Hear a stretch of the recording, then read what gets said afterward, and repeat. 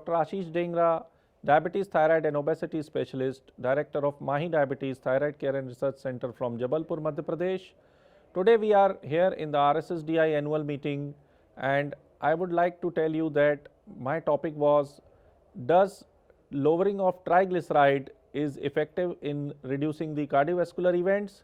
So I have a debate that I have to tell that no, my dear friends, triglyceride reduction is not as important as we are having the other important part, that is LDL reduction.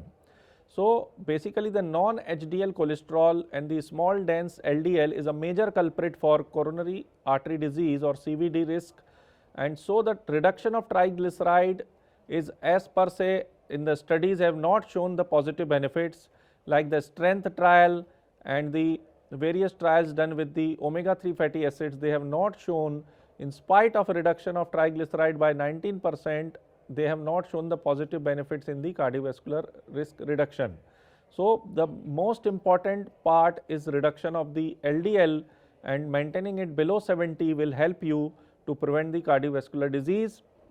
And the simple message is, cut down your carbs to reduce the triglycerides and cut down the oily things in your diet to prevent the future cardiovascular complications. So my message is clear. We have to focus on the LDL reduction to prevent the cardiovascular risk, and the guidelines say reduce it below 70, so you will have very less chances of cardiovascular disease. Thank you. Thanks a lot.